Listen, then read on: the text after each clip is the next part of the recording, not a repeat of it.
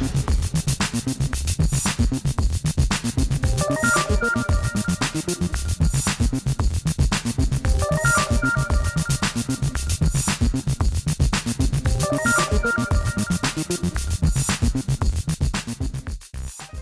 right, so we're taking a step back. We're looking at portfolio choice in just very general settings. And for example one, let's consider an asset allocation example where we have one risky asset and one risk-free asset, okay? So the risky asset, think about that being like a large stock fund, like an S&P 500 fund if you want. And the risk-free asset, think about this being, 1-month treasury bills, kind of similar to, kind of the return you get on a deposit in banks. And the question we want to consider is, for this portfolio of the risky asset and the risk-free asset, what's the expected return and the standard deviation of a portfolio that invests W in large stocks and then 1 minus W in the risk-free assets? Athletes may be able to give 110%, but our portfolio can only give 100%, so the weights have to equal 1. Here's the assumptions we're going to have when we're forming this portfolio. So for large stocks here, average return at 8%, standard deviation at 25%.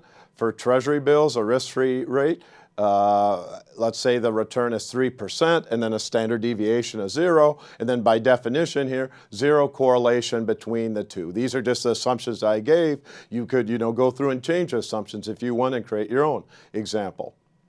All of the charts you're going to see in this lecture, all the portfolio calculations are generated in these two Excel spreadsheets. For this simple example, the main place to look would be in the first one here, return volatilities examples, where I just kind of go through brute force for every portfolio combination of large stocks and the risk-free rate, what's the expected return and standard deviation for this portfolio combination. So let's go to a tablet here and just do a little review of our expected return and portfolio standard deviation calculations. We did this earlier. All right, so when we're looking at the expected return of a portfolio, it's just going to be a weighted average here of our expected return on large cap stocks, which we assume to be 8%, and the risk-free rate treasury bills, which we assume to be 3%.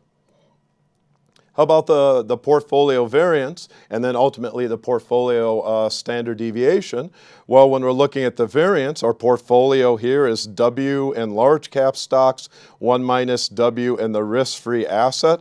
From this point here, we're just doing, kind of algebra here using the variance, variance formula here. Now, one thing that's interesting in this case is that the covariance between the large cap stocks and treasury bills is going to be 0. So this part's going to go away. And the variability in the risk-free rate, it's assumed to be a constant 3%. This will also disappear.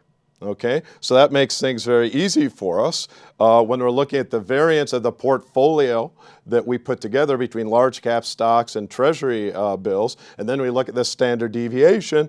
We're just going to get this bottom line here. The correlation between large cap stocks and T-bill is 0. The variance of treasury bill return is 0. So the standard deviation of the portfolio will just be W, the weight of our portfolio in large cap stocks, multiplied by the standard deviation of large cap stocks, which we've assumed to be 25% in this example. And here, this was graphed from that, kind of spreadsheet that I talked about earlier.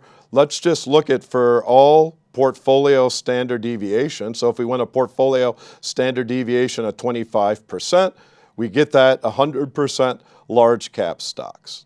So portfolio standard deviation 25%, we get a return of 8%. That's 100% large cap stocks. If we want no volatility in our portfolio, 0, that's 100%, kind of risk-free assets, okay? Somewhere in the middle here would be, kind of a 50-50 split between large stocks and the risk-free rate. So you can, graph here for all the combinations between 100% risk-free assets, 100% in the bank account, to down here to 100% in large cap stocks, graph the portfolio return relative to the standard deviation.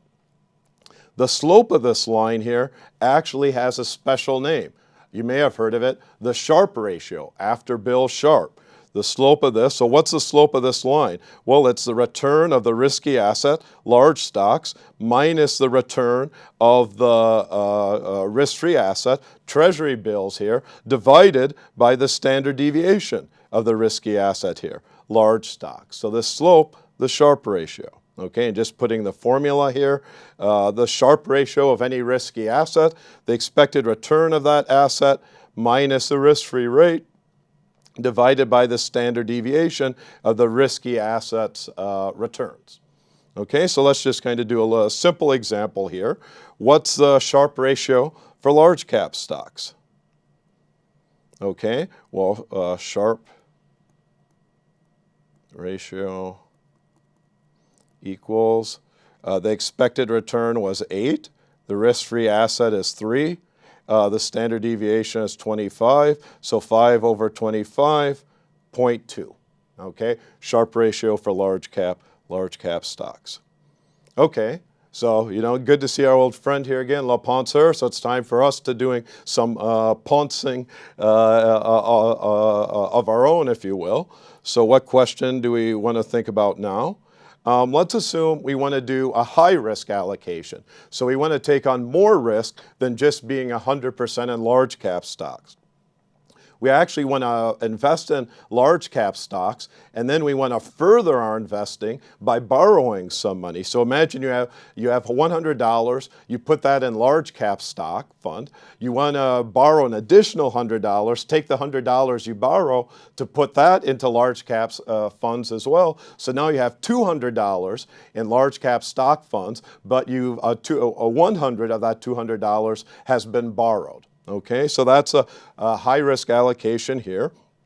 Another way of saying this in terms of weights, our weight is 2 for large stocks and -1 for treasury bills. It means of our $200 that we put into large cap stocks, 100 is our own money, another 100 is that we've borrowed. So for this high-risk allocation, what's the average portfolio return and what's a portfolio standard deviation case? And as usual, let's just round to the nearest decimal point.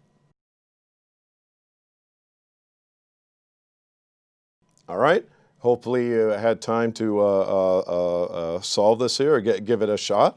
So we're borrowing at 3% rate. We're taking a high-risk allocation. We're buying on margin here, if you will. 200% in large stocks, minus 100% in treasury bills.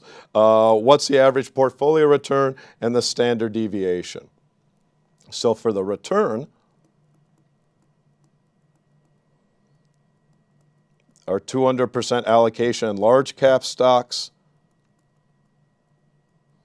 Remember, we have to pay back at a 3% interest rate this $100 that we borrowed here. So our expected return here is 13%.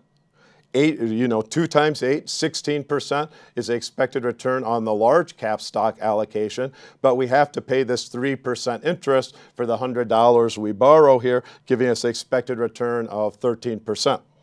How about the standard deviation? Well, just using the formula that applies in this simple case, we're getting a lot of volatility around this. 50%, right? The standard deviation is twice what it would be if we were just investing in large cap stocks with our own $100 investment without buying on margin to kind of further the allocation to large cap stocks. So it's like we've doubled our allocation to large cap stocks with some borrowing. We've doubled our standard deviation, our volatility of returns. All right, so as we look at this capital allocation line, now we allow borrowing, okay?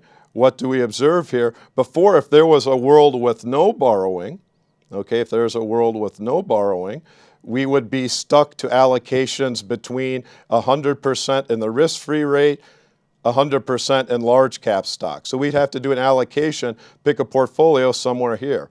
In a world with borrowing, now there's further opportunities. And we did the example out here where we have 200% in large cap stocks, but a minus 100% allocation to treasury bills. You invest 200 in large cap stocks, 100 of your own money, 100 with money you borrowed. And we can see like, hey, was my answer correct?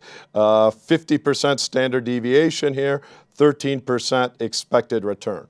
So the natural question is, which of these allocations is correct? You know, should people be down here? Should people be here? Should people be here? You know, which is the right allocation for investors? Well, you know, I'm an economist by training, so the answer is it depends, okay? There's no right or wrong answer. It depends just what is your risk tolerance. What's your risk aversion, okay? If you're really risk averse, if you're walking down the sidewalk and you're skipping over cracks so you don't step on them, you probably want to invest a lot in treasury bills, okay? If you're risk loving, you love to go on roller coasters, skydiving, maybe that kind of translates into your kind of risk loving attitudes for financial investments as well, then you maybe want to put, you know, everything in stocks, or maybe you want to borrow some money to buy additional stocks on margin. So then you might want 100% allocation stocks or even more. Okay, the key thing is the allocation along this capital allocation line really depends upon the risk aversion, the risk tolerance of the investor.